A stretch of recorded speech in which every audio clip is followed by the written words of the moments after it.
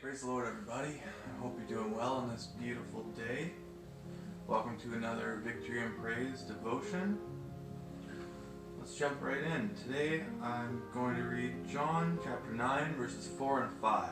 Very familiar passage. I must work the works of him that sent me while it is day. The night cometh where no man can work.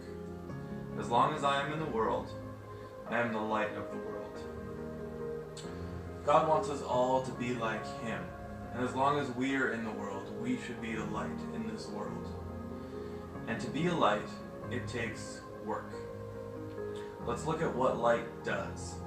Light emanates.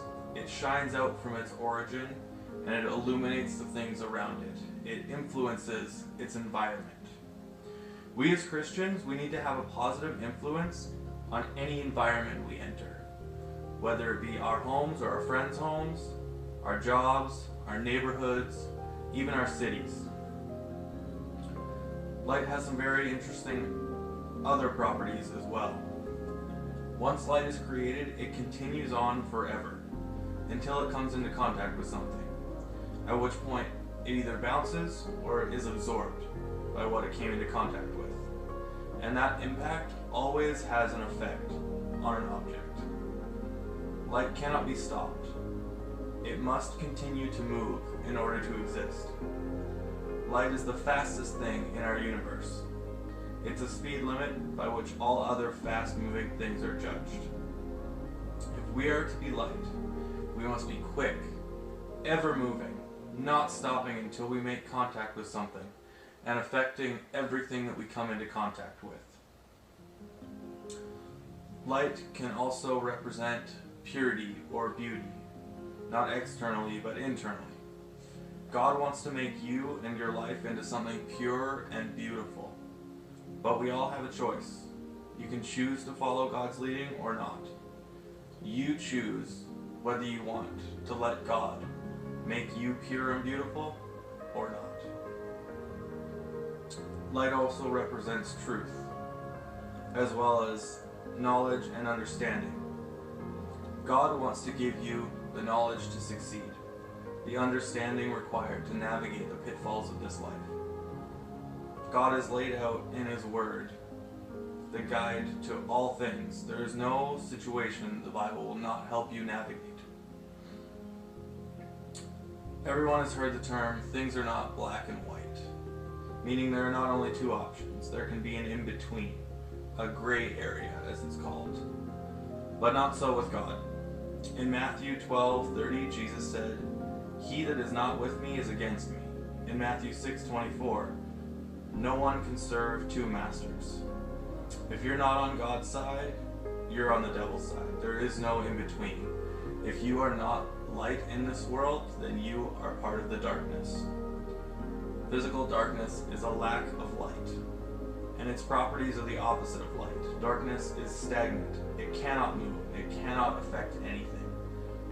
Spiritually, darkness is impurity. It's lacking in knowledge and understanding. Darkness knows no truth. In John 8:12, Jesus said, "I am the light of the world. He that followeth me shall not walk in darkness, but shall have the light of life." To come out of darkness and into light, to become a light ourselves, all we need to do is follow Jesus. If we follow the ways of God, we can be a light in this world as well. Back to John 9, verse 4 says, "The night cometh when no man can work."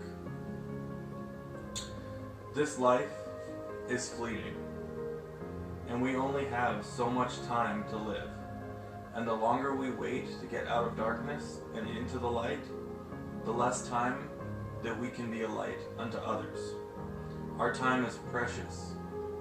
Once it is spent, we cannot get it back. Use your time wisely. There will come a day when all of us are no more.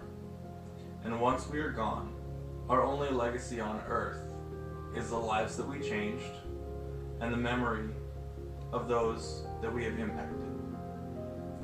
Ask yourself, what kind of legacy do you want to leave behind? Psalms 103 verses 14 through 16 says, For he knoweth our frame, he remembereth that we are dust. As for man, his days are as grass, as the flower of the field, so he flourisheth. For the wind passeth over it, and it is gone, and the place thereof shall know it no more. This reminds me of something that is done in Tibet by monks there. They make something called a mandala. They're giant sand images that are laid out on flat rock. They're very colorful and extremely intricate. It is common for a team of people to work on a single mandala and have it take days or even weeks to create. And after it's completed, this giant, intricate, beautiful artwork, they simply sweep it all away. And all that was there is gone in an instant. And all that's left is the memory. This is a great metaphor for the fleeting nature of life. We strive to make something of our lives. We reach toward success to achieve something, to create something worthy of remembering. But in the end, everything physical and material of this world disappears, like dust in the wind. We need to make our lives into something beautiful in the time that we have. Once our time is up and we're gone, that's it. We have no more opportunity to impact anything.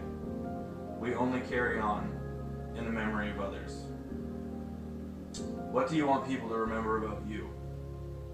What do you want God to say about your life when you meet Him? Do you want to be remembered as light? Somebody who was wise, pure, beautiful, impactful? You can be all those things, saints. Be the light. Shine as bright as you can. Love truth. Love the Word. And make an impact in the lives around you.